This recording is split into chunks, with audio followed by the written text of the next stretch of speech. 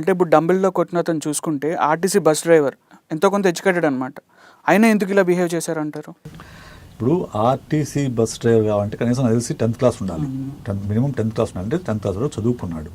అయితే మోటార్ ఫీల్డ్లో ఉండే వాళ్ళల్లో ఇటువంటి బిహేవియర్ కొద్దిగా ఎక్కువ కనిపిస్తుంది. ఎందుకు అని అంటే వాళ్ళు ఆల్కహాల్ తాగుతారు చాలామంది. ఎస్పెషలీ ఆర్టీసీ డ్రైవర్లు తక్కువ కానీ లారీ డ్రైవర్లు చాలామంది ఆల్కహాల్ తాగుతారు. ఎందుకంటే వాళ్ళు చేసే శ్రమ తగ్గించుకోవడం కోసం కొంతమంది అలాగే ఎడిక్ట్ అయిపోతారు దానికి. ఇతను ఎడిక్టెడ్, ఇతను ఆల్కహాల్ ఎడిక్ట్. ఇతను ఆల్రెడీ ఇతనికి 2 సార్లు ఉద్యోగం పోయినట్టుంది, తీసేసినట్టున్నారు.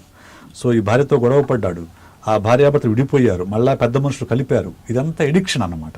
ఎడిక్షన్ యొక్క సిమ్టమ్స్ అంటే ఏమవుతుంది, ఎడిక్షన్ లోనైన వాళ్ళు ఏ ఎడిక్షన్ అయినా కానివ్వండి, అది ఆల్కహాల్ ఎడిక్షన్ కావచ్చు, లేకుంటే సెక్షువల్ ఎడిక్షన్ కావచ్చు, గ్యాంబ్లింగ్ కావచ్చు, ఎనీథింగ్. ఏ ఎడిక్షన్ కైనా లోనైన వాళ్ళకి అన్నింటికంటే అదే ముఖ్యమవుతుంది.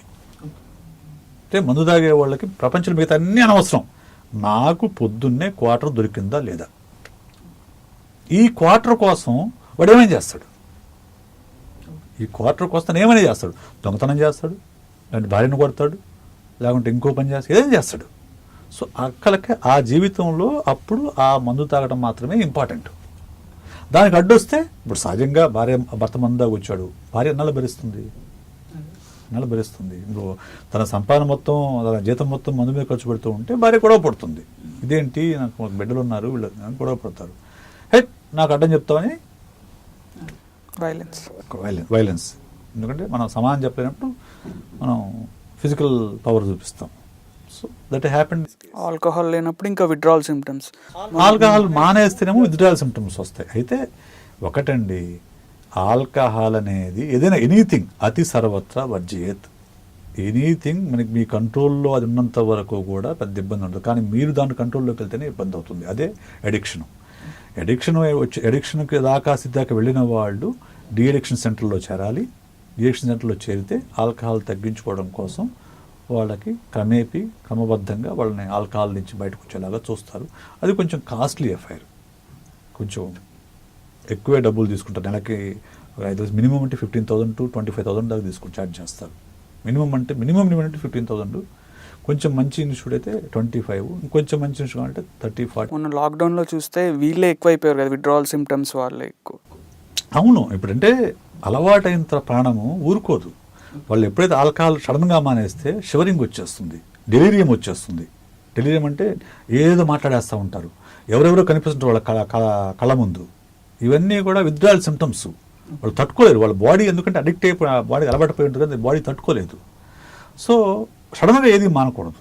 ఒకవేళ మీకు మానాలనిపించా కానివ్వండి, కొంచెం స్టెప్ బై స్టెప్ తగ్గించుకుంటూ వస్తే అంటే బెటర్. మానుకునే అంటే పూర్తిగా బాడీ కనుక ఎడిక్ట్ కాకపోతే ఎప్పుడైనా మానేయచ్చు. బాడీ కూడా బాడీలో ప్రతి పార్ట్ ఎడిక్ట్ అయినప్పుడు మాత్రం you need to go through the program ద్వారా వెళ్ళాల్సిందే. ఇప్పుడు డంబెల్తో కొట్టిన అతను ఉన్నాడు కదా సార్, అతనికి కానీ ఆ పిల్లలకు కానీ అసలు పరిష్కారం దొరకాలంటే ఏంటి? సో ఈ కేసు పూర్వాపరాలు మనం పరిశీలించినప్పుడు ప్రధానంగా అతని యొక్క ప్రవర్తనకి నాకు కనిపిస్తున్న కారణం అయితే ముందు ఆల్కహాల్. ఓకే, సో ముందు అతని ఆల్కహాల్ డీఎడిక్షన్ సెంటర్లో చేర్పించాలి.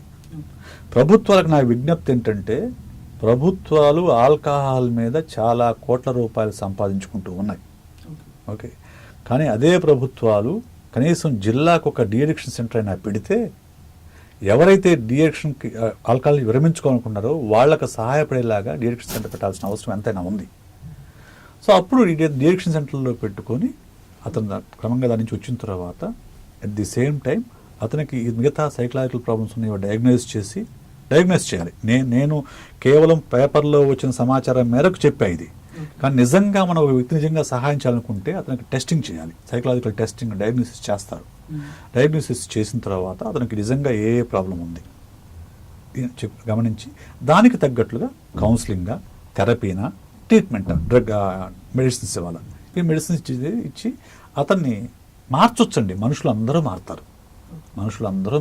మారే అవకాశాలు 99.99% ఉంటాయి. సరైన మార్గం తెలుసుకోవాలి, దాన్ని ఉపయోగించుకోవాలి. అతనికి ముందు డీఎడిక్షన్, ఆ తర్వాత కౌన్సిలింగ్, థెరపీ, ట్రీట్మెంట్ ఇస్తే మళ్ళీ అతను మామూలు మనిషిగా మారొచ్చు, మళ్ళీ ఆ కుటుంబం కలిసి ఉండే అవకాశాలు కూడా ఉండొచ్చు. Thank you sir. Leo news ప్రేక్షకులకు చాలా విలువైన సమాచారం ఇచ్చారు. Thank you.